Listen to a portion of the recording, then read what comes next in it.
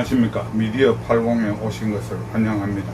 오늘의 5분 칼럼 주제는 평등선거 조롱하는 민주당, 이런 제목으로 말씀을 좀 드렸으면, 요즘 폭염이 연일 지속되고 있어서 생활이 좀 짜증스러우실 수 있을 것 같습니다. 보통 이런 때는 사람들이 좀 시원해하고 속을 풀어주는 그런 뉴스들이 많이 생산이 돼야 이 사회가 제대로 돌아갈 수 있을 건데, 우리 형편은 그와 다른 것 같습니다. 사실 지금 우리 뉴스의 대부분을 생산하고 있는 국회가 여러분들 잘 아시다시피 정과자 집합소입니다. 이런 성격을 가진 기관이 우리나라를 대표하고 있으니까 맑고 깨끗하고 신선한 뉴스를 찾아내기가 굉장히 어렵습니다. 오히려 그 반대로 우리 국민들에게 늘 구정물 같은 뉴스를 보여주게 되는 일이 만사로 일어납니다. 우리가 걸레를 아무리 짜라도 거기서 맑은 물이 나오지 않습니다. 늘 냄새나고 지저분하고 탁한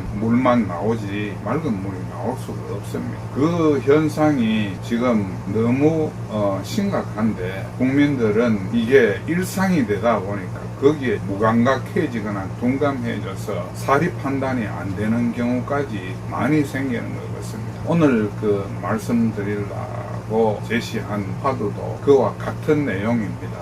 민주당의 혁신위원장이라는 분이 노인 선거권을 차등을 둬야 되지 않느냐, 이런 내용으로 이야기를 하는 것 같아요. 저는 그 이야기를 듣고 어떻게 이런 분이 대학 강단에서 교수를 하고 있었는지 도저히 이해가 안 됩니다. 어쩌다가 나라에 이런 참 윤리가 파탄난 분들이 뉴스의 중심에 있다는 것이 한심한 생각이 들 뿐입니다. 상식적으로 접근할 수 없는, 그야말로 화성에서나 목성에서나 생각할 수 있는 그런 이야기를 서슴없이 내뱉고 있다는 사실이 참 안타깝고 한심한 생각이 듭니다. 민주당 혁신위원장이란 분이 주장한 것을 우리가 확대를 한번 시켜보시겠습니까? 예를 들면 세금 많이 내는 사람이 선거권에 가중치를 줘야 되는 거 아니냐. 내 돈으로 나라를 움직이는데 다른 사람은 세금 한 푼도 안 내고 한 표를 받는데 나는 세금을 1년에 100억씩 낸다. 그러면 선거권을 이분한테는 100장을 줘야 됩니까? 1000장을 줘야 됩니까? 그런 이야기뿐만이 아니겠죠. 예를 들면 사람이 학력에 따라 또 성별에 따라 국가 의사결정에 참여하는 방법에서 수준 차이가 날 수 있습니다. 그렇다면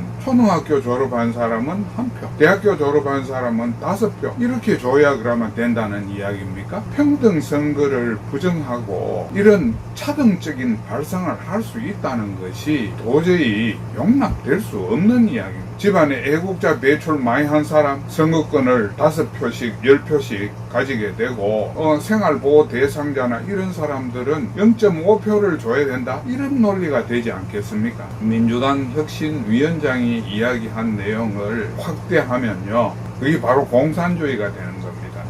노인들이 앞으로 죽을 사람들이니까 국가의 의사결정에서 제외시키고, 그 다음에 또 젊은 사람들은 국가에 세금 낸 거 없으니까 또 제외시키고, 이렇게 저렇게 다 빼고 결국은 민주당 우리만이 우리나라의 국가적인 의사결정을 하겠다라는 생각과 다를 바가 별로 없다고 생각합니다. 그래서 민주당이 늘 노인 폄하를 하면서 평등선거를 조롱하고 조소하는 이런 태도를 보이는데, 혁신위원장이 그런 말을 하는데도 불구하고 민주당에서 어떤 제지가 없었습니다. 일부 좀 극렬한 분들이 거기에 오히려 동조하고 그 말이 뭐가 잘못됐느냐, 이런 식으로 이야기를 합니다. 지난번에 이상민 장관 탄핵 기각 때도 이분들이 적반하장으로 나왔죠. 자기들이 정치 공세를 벌여가지고 국정을 표류하게 만들었으면 최소한의 양심적인 부끄러움을 가져야 그게 사람입니다. 근데 지금 민주당에서 하는 이야기들을